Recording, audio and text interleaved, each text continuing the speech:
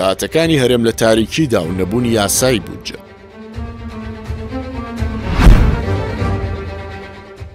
یاسای بودجە چییە؟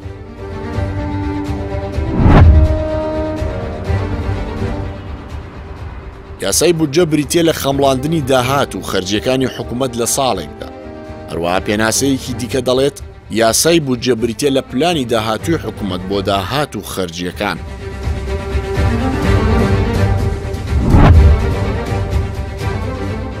حکوومەتی هەرێم و یاسای بودجە. حکوومەتی هەرێمی کوردستان لە ماوەی 28 ساڵی تەمەنیدا 17 ساڵ یاسای بودجەی نەبووە و لە دەرەوەی یاسا و لە تاریکیدا بودجەی خەرج کردووە. حکوومەتی هەرێم لە ماوەی کارکردنیدا 11 ساڵ یاسای بودجەی هەبووە کە بریتین لە ساڵەکانی 1993 1996 1997 هەروەها ساڵی 2001 پاشان ساڵی 2007 تاکو ساڵی 2013. حکوومەتی هەرێمی کوردستان یەکەم جار لە ساڵی 1993 یاسای بودجەی هێنایە پەرلەمانی کوردستان. بەپێی یاسای بودجەی ساڵی 1993 کۆی داهاتی هەرێم 10 ملیار و 13 ملیۆن و 812 هزار دیناری چاپی سویسری بووە. لە دوایین ساڵیشدا کە حکوومەتی هەرێم یاسای بودجەی هەبووە ساڵی 2013 کۆی داهاتی هەرێم لەو ساڵەدا 15 تریلیۆن و 257 ملیار و 849 ملیۆن دینار بووە. لە ئێستاشدا ماوەی 6 ساڵە حکوومەتی هەرێم سەرپێچی یاسای کردو و یاسای بودجەی نییە. نەبوونی یاسای بودجە ژینگەیەکی لەباری بۆ هەدەردان و گەندەڵیکردن لە داهاتەکانی هەرێم ڕەخساندوو.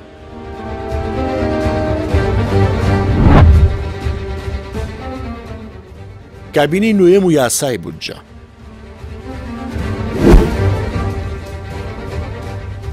کابینەی نوێمی حکوومەتی هەرێم لە دەی تەمووزی ساڵی 2019 لە پەرلەمانی کوردستان متمانەی پێدرا. لە کارنامەکەیدا کابینەی نوێم بانگەشەی شەفافیەتی دەکرد، بەڵام هاوشێوەی کابینەکانی پێش و ناشەفافە و ئامادە نیە یاسای بودجە بنێرێتە پەرلەمان. داهاتەکانی ناوخۆ و خاڵە سنووریەکان داهاتی نەوت لەم کابینەدا هاوشێوەی ڕابردوو بە ناشەفافی ماونەتەوە.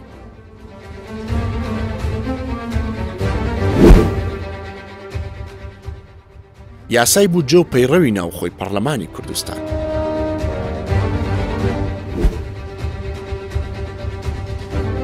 بەپێی پەیڕەوی ناوخۆ پەرلەمانی کوردستان سێ ئەرکی سەرەکی هەیە. یاسادانان، پەسەندکردنی بودجە، متمانەدان و لێپرسینەوە لە حکوومەت. بەپێی بڕگەی یەکەمی مادەی 98 پەیڕەوی ناوخۆی پەرلەمانی کوردستان لەسەر ئەنجومەنی وەزیران پێویستە لە کۆتایی مانگی دەی هەموو ساڵێک بە مەبەستی گفتوگۆ یاسای بودجە بۆ پەرلەمان بنێرێت. لە بڕگەی دووەمی مادەی 98 داهاتوە لەسەر ئەنجومەنی وەزیران پێویستە لە کۆتایی مانگی 4 هەموو ساڵێک ژمێرەی کۆتایی ساڵی ڕابردوو بۆ پەرلەمان بنێرێت.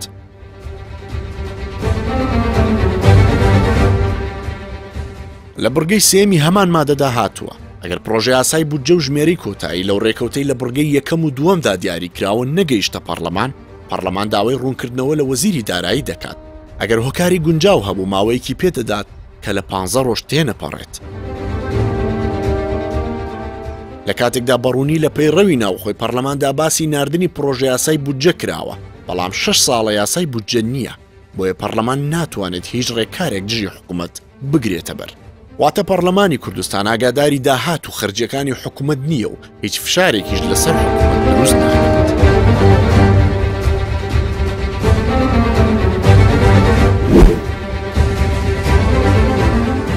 لایەنە خراپەکانی نەبوونی یاسای بودجە.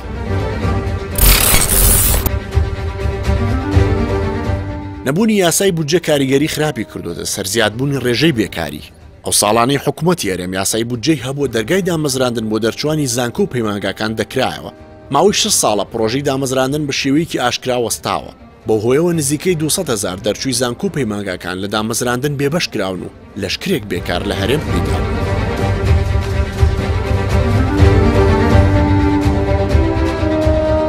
حکوومەتی هەرێم وێ ڕایەوەی لە کەرتی گشتی دامەزراندنی وەستاندووە. لە کەرتی تایبەتیش بەهۆی ئەو ڕێگری و یاسا زۆرانی وەک بربەستدانراون هەلی کاری بۆ بێکاران نەڕەخساندووە. بەهۆی بێکاریشەوە نەخۆشیە دەرونیەکان و خۆکوشتن و تاوان زیادی کردووە.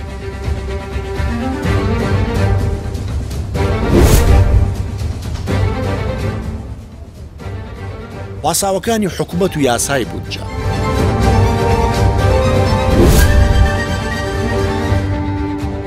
6 ساڵە حکوومەتی هەرێم بە پاساوی شەڕی داعش دابەزینی نرخی نەوت ڕێنەکەوتن لەگەڵ بەخدا یاسای بودجێ بۆ پەرلەمان نەناردووە بە بڕوای شارەزایانی بواری دارایی پاساوەکانی حکوومەتی هەرێم لە جێی خۆیدا نین ئەگەر حکوومەت داهاتێکی کەمیشی هەبێت دەبێت بە پێی یاسای بودجە خەرجی بکات حکوومەتی هەرێم لە کاتێکدا لە ماوەی 6 ساڵی ڕابردوودا جگە لە داهاتی ناوخۆ پارەکەی بەغدا و هاوکاری هاوپەیمانان نزیکەی 1 ملیار بەرمیل نەوتی فرۆشت بوو بەڵام بەهۆی ناشەفافی بەهاکەی دیار نیە و ئامادە نییە پرۆژە یاساکەی بۆ پەرلەمان بنێرێت.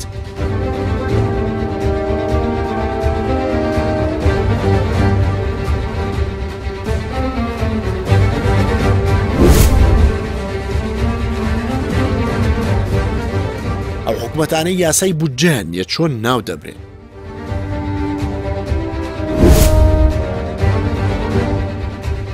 ئەو چالاکی ئابوووریانەی حکوومەت بەبێ بوون یاسای بودجە ئەنجامی دەدات بە چالاکی ناسایی دەژمێردرێن و دەبێت حکوومەت لەسەری دادگایی بکرێت لە پۆلێنی کۆمەڵی داراییەکاندا و حکوومەتانی کە یاسای بودجەیان نییە بە حکوومەتی شکست خوارد و فاشیل ناو دەبرێت.